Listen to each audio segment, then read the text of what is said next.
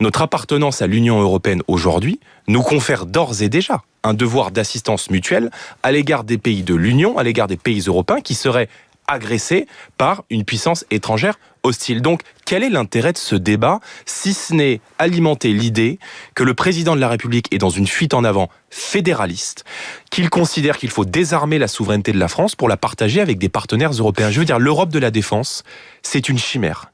Et le choix des armes, il ne peut être que souverain. Et moi, je ne souhaite pas que demain ou après-demain, la présidente de la Commission européenne puisse décider d'envoyer des soldats français mourir sur des théâtres d'opérations extérieures. Ce n'est pas du tout sa compétence. Ce n'est pas sa compétence. La défense, ça n'est pas sa compétence. Absolument. Alors pourquoi prend-elle l'initiative ? Pourquoi vous dites ça ?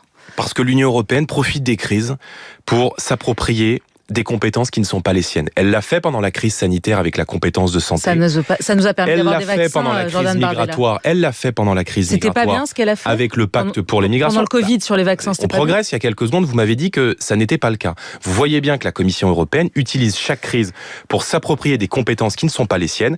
Et moi, je vous dis une chose que je crois beaucoup de Français partagent. Le choix des armes ne peut être que souverain. Et l'Europe de la défense, c'est la spoliation des moyens de la France par la Commission européenne. Donc j'y suis résolument opposé.